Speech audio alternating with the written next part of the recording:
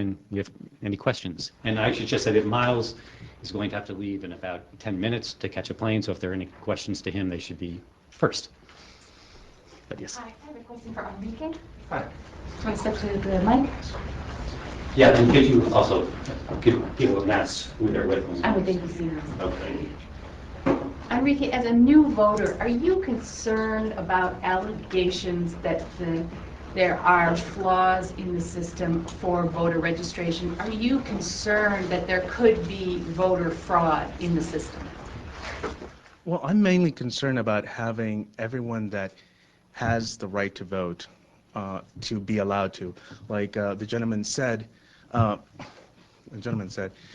as soon as we're citizens, there's various ways that can be. From the cradle, someone can go ahead. So there could be ways that we can make the system follow us from when we move from one state to another, that we can register and enroll as soon as we become citizens, as soon as we're born.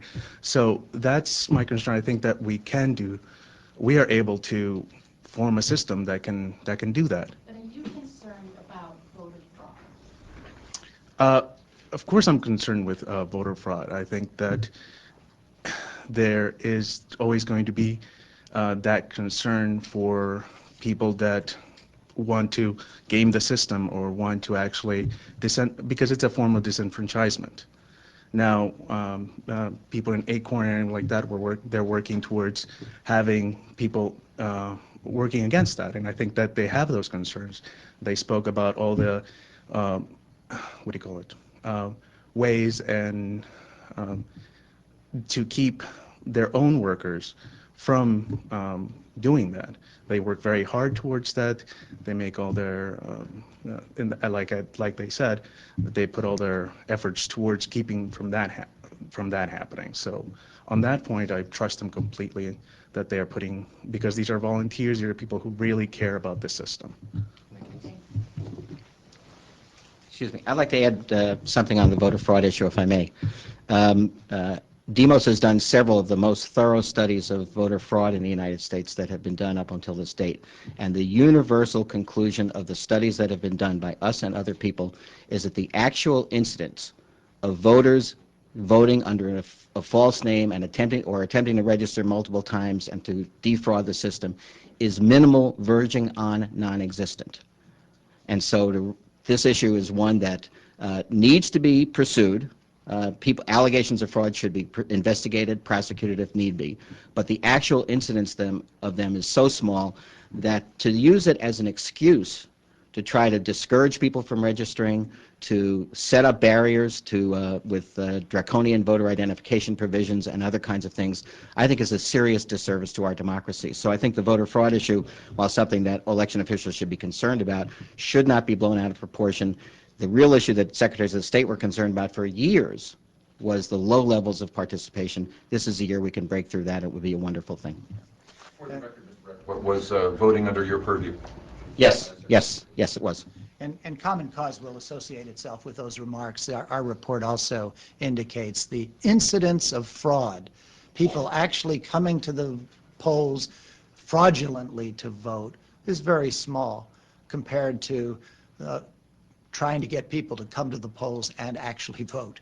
Aren't you saying by that, aren't you saying that voter fraud is just voter impersonation and not broadening it to include allegations of voter registration? I mean, that's a part of fraud, right? Exactly, yes. But I would say also that the point that I made would extend to voter registrations as well, that the incidences of people deliberately, fraudulently registering very, very small throughout, including in all of the drives that have been conducted by organizations, including ACORN. The number of bad registrations, erroneous registrations, misprinted, workers cheating their employer by registering people twice, that does happen and needs a quality control system to do it. But the incidence of voters registering and then voting under false names is minimal. And let me just, delayed by Amtrak, but two ACORN leaders from New York who've been active in our voter registration drives there, Val Holder and Julia Boyd. And if there are questions for our work in New York, they are here. Come stand up. Yes. And your name?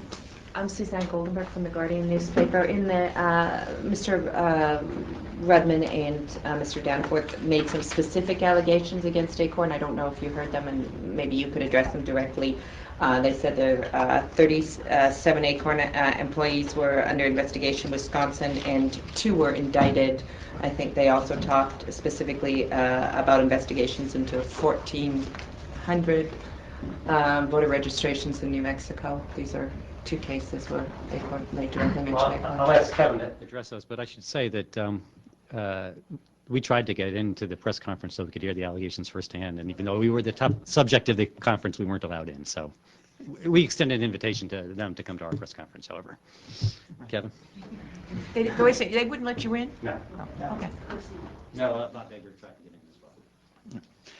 And I can address, I don't know that we can certainly provide and have information about each state and lots of records and copies of our records from each state. So I'll give cards at the end and we can produce that and are happy to.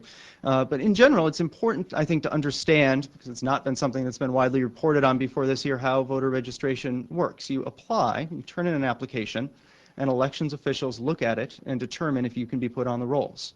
So if a duplicate, which is by far the most common kind of problem, registration is turned in. If Bob Edgar has 2 registrations submitted on his behalf, he still only gets 1 vote. And if somebody erroneously creates 12 registrations from 1 voter, that's wrong because they're stealing from their employer, ACORN, by not doing their work and filling out forms. They're wasting time, people that have to sort through that, and we work to minimize that by saying, here are the duplicates we discovered. But they're not creating 1 extra voter. Everybody gets 1 vote when they're registered in the system. If somebody puts a fake name and puts Mickey Mouse or a sports athlete on a card, they are stealing from us by wasting our time. They are and not doing their work, and they're causing us to need to tell elections officials, or if we miss it, elections officials would have to discover that's not really the name and address and ID, social security or driver's license of the person who lives in that address, and they're not registered. So the number of fraudulent votes that results from that is 0. So we work to do our work as efficiently as possible and train our workers well and monitor their work. And out of 1.3 million registrations, we're going to find a number and put them aside and identify them wherever we can. And if we identify somebody, and it's not very many people out of our 13,000 workers, but if we identify anybody who has deliberately falsified cards, we have gone, and in Nevada, among many, many other places, to elections officials, to state officials, and ask them to work with us to prosecute that person because they have defrauded us from their time and because they create problems and hard work in doing this whole election process.